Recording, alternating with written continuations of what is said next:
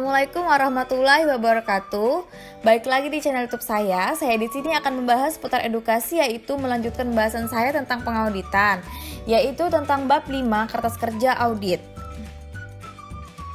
Definisi kertas kerja. Kertas kerja adalah semua berkas atau dokumentasi prosedur audit dan temuan pemeriksaan yang berasal dari pihak klien, analisa yang dibuat auditor, pihak ketiga. Berkas yang berasal dari pihak ketiga berupa konfirmasi dari piutang, utang, bank, penasehat hukum perusahaan. Berkas yang berasal dari analisa auditor, berita acara cash opname, pemahaman dan evaluasi internal control, analisa penarikan aktiva tetap, analisa mengenai cukup tidaknya allowance for bad debts, working balance sheet, working profit loss, top schedule, supporting schedule, konsep laporan audit, manajemen letter. Berkas yang berasal dari klien, neraca saldo, rekonsiliasi bank, analisa umur piutang, rincian persediaan, rincian utang, rincian beban umum dan administrasi, rincian beban penjualan, surat pernyataan langganan. Berikut contoh kertas kerja. Format umum KKA yang nama auditannya yaitu Kantor Perekonomian Kota Medan. Sasaran auditnya audit operasional, periode audit 20x2.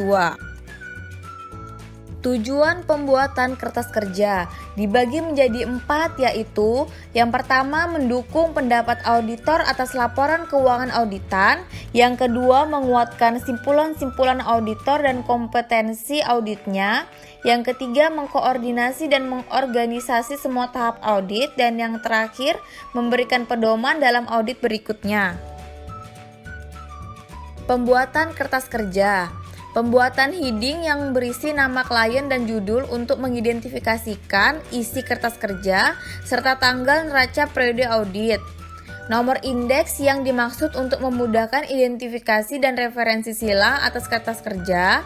Tick marks yang berupa simbol-simbol yang digunakan auditor untuk membuat referensi penjelasan naratif pada kertas kerja. Pencatuman tanda tangan pembuat maupun penelaah dan tanggal pembuatan serta penelaah.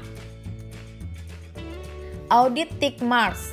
Simbol audit dipergunakan oleh auditor untuk menunjukkan bahwa suatu prosedur audit telah dilakukan, dan penggunaan simbol dimaksudkan untuk menghindarkan kesalahan dan kekurangan dalam penyajian informasi. Simbol audit atau audit tick marks harus sederhana, seperti misalnya tanda silang, tanda cek, atau tanda huruf C. Tanda-tanda tersebut harus dapat dibedakan dengan mudah, ditempatkan sesudah jumlah yang diverifikasi, dan penjelasan atas simbol audit tersebut dicantumkan di bagian bawah kertas kerja audit. Audit tick marks. Yang pertama, bagian A, simbol ini ditempatkan di samping kanan atau bagian bawah angka-angka untuk menyatakan kebenaran sub jumlah maupun jumlah secara vertikal atau footing. Yang pertama, bagian B, simbol ini ditempatkan di samping kanan atau bagian bawah angka-angka untuk menyatakan kebenaran sub jumlah maupun jumlah secara horizontal atau cross footing. Yang kedua, tempat simbol ini di samping kanan atau bagian bawah angka-angka untuk menyatakan bahwa angka-angka baik secara vertikal atau footing dan atau horizontal cross footing tidak benar atau salah. Yang ketiga, penempatan simbol ini di samping kanan atau bagian bawah angka-angka untuk menyatakan bahwa angka-angka tersebut telah dilansir dan dibandingkan dengan bukti-bukti pembukuannya dan ternyata benar. Yang keempat, penempatan simbol ini di samping kanan atau bagian bawah angka-angka untuk menyatakan bahwa angka-angka tersebut telah ditrasir dan dibandingkan dengan bukti-bukti pembukuannya dan ternyata tidak benar atau salah. Dan yang kelima, penempatan simbol ini di samping kanan atau bagian bawah angka-angka untuk menyatakan bahwa terdapat angka-angka tersebut telah dilakukan kontrol hubungan dengan sumber lain. Hal-hal yang diperhatikan oleh auditor dalam pembuatan kertas kerja ada 5, yaitu lengkap, jelas, teliti, rapi, dan yang terakhir ringkas.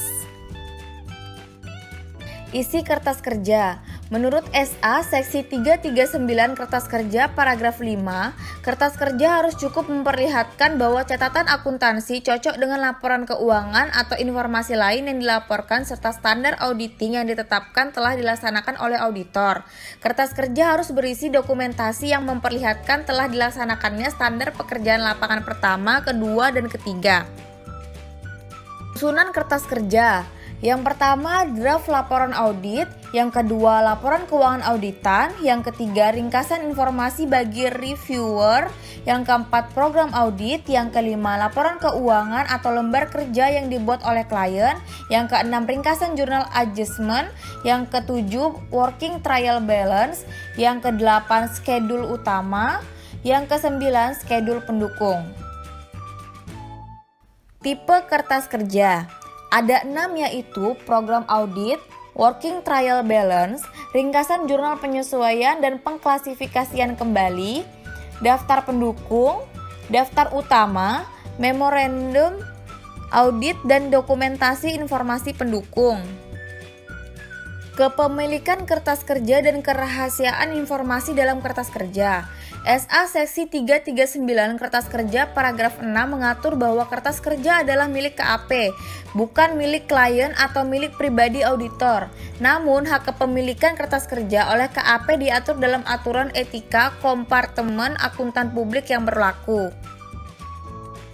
SA Seksi 339 Paragraf 08 mengatur bahwa auditor harus menerapkan prosedur memadai untuk menjaga keamanan kertas kerja dan harus menyimpannya sekurang-kurangnya 10 tahun. Aturan etika kompartemen akuntan publik nomor 301 berbunyi, anggota kompartemen akuntan publik tidak diperkenankan mengungkapkan informasi klien yang rahasia tanpa persetujuan dari klien. Indeks angka berurutan, contohnya 1. Daftar utama kas, kedua kas dan bank, ketiga konfirmasi bank, dan yang keempat kas kecil. Pengarsipan kertas kerja, arsip kini, arsip audit tahunan untuk setiap audit yang telah selesai dilakukan. Arsip kini berisi kertas kerja yang informasinya hanya mempunyai manfaat untuk tahun yang diaudit saja. Arsip permanen, arsip untuk data yang secara relatif tidak mengalami perubahan.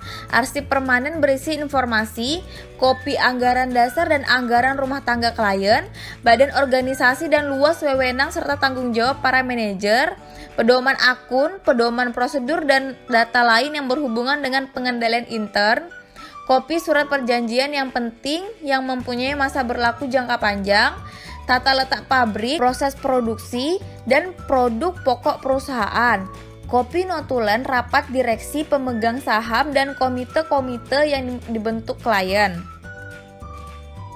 Tujuan pembentukan arsip permanen ada 3, yaitu untuk menyegarkan ingatan auditor mengenai informasi yang akan digunakan dalam audit tahun mendatang. Yang kedua, untuk memberikan ringkasan mengenai kebijakan dan organisasi klien bagi staf yang baru pertama kali menangani audit laporan keuangan klien tersebut. Dan yang terakhir, untuk menghindari pembuatan kertas kerja yang sama dari tahun ke tahun.